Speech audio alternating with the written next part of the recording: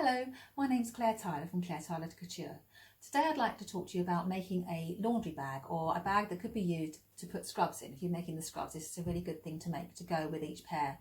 It means that our healthcare workers can take off their scrubs at the end of a shift and put it into one of the bags, and it can go straight into this washing machine when they get home.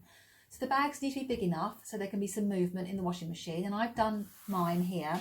I've made mine from the same fabric as the scrubs I'm making, but you could make it from any fabric as long as it can be washed at 60 degrees. So the size of fabric for the main bag is 52 centimetres by 70 centimetres, and I've cut two of those here. So I cut two of those, and I've also cut two bands to go at the top. Cut two pieces here. These are also 52 centimetres long and 8 centimetres wide. So what I've done with these is fold in 1 centimetre at each end and then fold them in half and give them a press.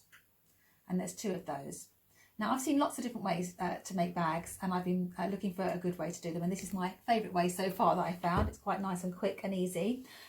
I'm going to use an overlocker. You could use a sewing machine though, that's absolutely fine, but I'm going to use my 4-thread overlock, so it's nice and quick. So the first thing I'm going to do is pin the band, one to each side of the top of your bag. Okay, so it should just centralise, so there'll be 1 centimetre of the bag sticking out either side there. And I'm going to stitch those on with the overlocker at the top of the bag, one on each side. I'm just going to do that, and then you can come back to me and I'll show you the next bit. So I've stitched the bands onto the top and pressed them so the seam allowances are going down towards the bags there. So that's the bands on the top of the bags. And now I'm going to pin all around the other 3 sides and stitch those on the overlocker. So that's the next thing I'm going to do. I've gone all the way around the edge with my 4-thread overlock, and now you can go down each end with the overlocker and then come off and start again. But if you want to know how to turn corners with an overlocker, there's a link to my video on this in the top corner. So you can either, as I say, do each one separately, or you can actually turn a corner on the overlocker, which just makes it a bit quicker and saves on thread.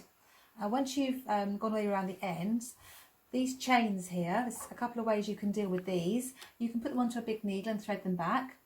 Or what I like to do is put a little bit of fray check on the ends here. Fray check is a very fine glue, and if you put that on and then let it dry, then you can trim off your chains. And then we're going to turn the bag through the right way and give it a press. Okay, my bag's lovely and pressed now. I push the corners out using my point turner. Don't be tempted to use a knitting needle at the end of your scissors, because you could ruin your lovely hard work. So that's all pressed. I've also taken some tape here and threaded it through on a safety pin. I've used cotton tape, but you could use ribbon or cord, whatever you happen to have. So I'll just take that pin off. I'm going to cut the end of the tape at an angle so that it doesn't fray here. And then knot these two together so they don't risk them coming out, and then that can be drawn up, and that's all ready to be used as a laundry bag. There we go.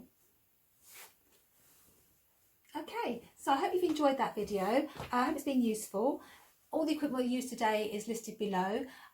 Do please like, share and subscribe to my YouTube channel to find out what we've got coming up next. And you can also find me on social media at Claire's Threads. Thank you very much for watching, and I hope to see you soon.